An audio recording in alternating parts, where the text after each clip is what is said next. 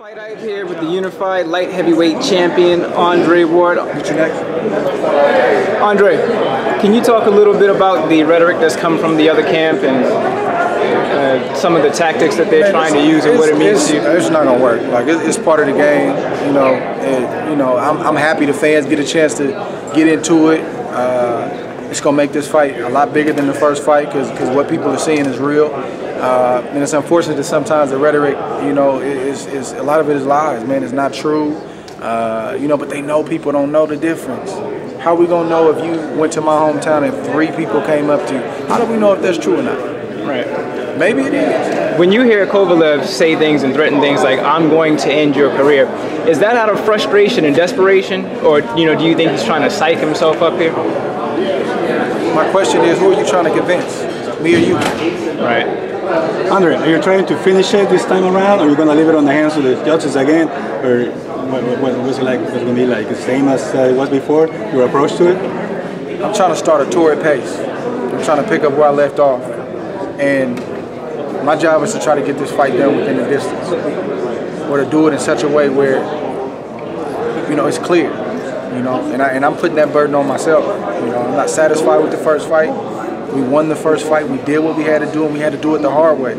But my job is to make it more clear and make it to where there's no dispute and no argument. And that's always, like, I felt like I've always had to do twice as much to get certain credit or certain, you know, certain things in my career. So we just got to go back to the drawing board, put the belts up, and go to work.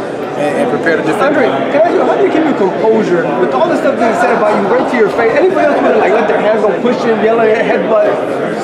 There's no need for that. At the end of the day, as long as he respects my space and keeps his hands off me, we're good. Now, last time this happened to you, I think it was the Frock fight, where people were saying stuff about you. The fans were yelling. Remember the weigh-in? Does it bother you? Man, I'm a professional, man. You know, I'm a professional, and that kind of stuff. It looks good, but at the end of the day, you're not gonna rattle me, bro. You're going to have to be what you say that you are. It's that simple. So, why do we got a fight set. I'm not gonna argue and scream. I'm gonna say what I gotta say. I'm gonna walk down, do my interviews, get on the plane and go home and go get ready. And I suggest you do the same. Andre, you've addressed it before, but can you talk a little bit about what it takes to come into that rocky start in the first fight and come up off the canvas, and you know, where does that mental fortitude come from? I didn't like it, man. I'm not gonna, you know, it looks good, like, yeah, you came back, but I didn't like it. I didn't like it. I don't feel like I'm supposed to be on the canvas like that. I didn't like my start. But you know those things can tend to happen. So when I got hit, you know, that's why I kind of had a smile on my face, like, all right, you got me. Like I knew I made a mistake. He caught me with a good shot, but I was fine. I got up. And again, those moments, man, you know, you prepare for those moments years and years in advance. Right. You know, when you get hit in the So when you get hit in the face, especially early, it's fight or flight. You either gonna pack it in and go into survival mode, self-preservation mode, or you gonna want to hit them back.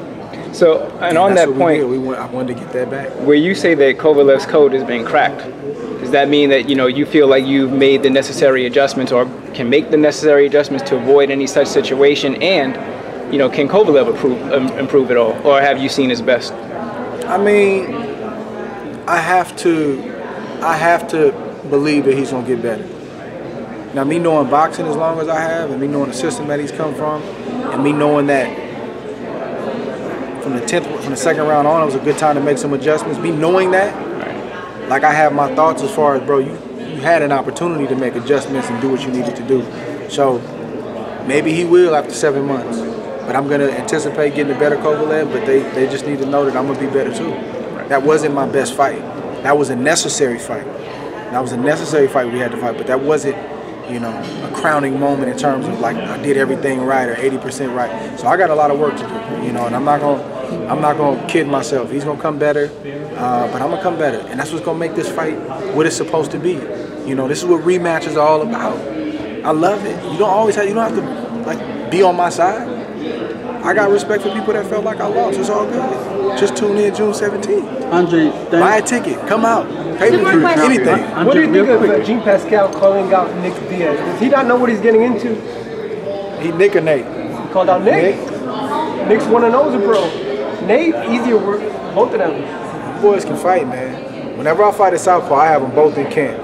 And the boys can fight. Just put it like that. But Andre, he's not as mentally tough as you. Who's that? Kovalev. He hasn't got the mental that you got. I mean, I'm going to just say this, you know. I always heap more praise on a guy in my mind when I'm preparing, you know. That's just what I do. That's what gets me up in the morning, keeps me late at night. But there's definitely some weakness. There's definitely some weakness there. I'm telling you, I've fought this kind of guy with this mentality my whole life. I've always been the guy that walks in the room, even as an amateur, oh, that's Ward? And they always want to talk about where they're from, who they beat, and then that fight gets rough, and it's like, where were you? Make him tough and open. My toughest fights were guys that were humble and guys that came in there and they showed me more than I expected. Those are the, and I'm talking about a 23-year career. All of this stuff, like, it's shown me a lot over the last 4 months, a lot. And I just sat back and watched. So if you notice, they've said all they can say. So at every single stop, it's the same song and dance. Where we've sat back, just watched, okay, interesting. Took mental notes. So we have a lot to say. Because, I mean, they said everything they can say. And it hasn't gotten any more creative.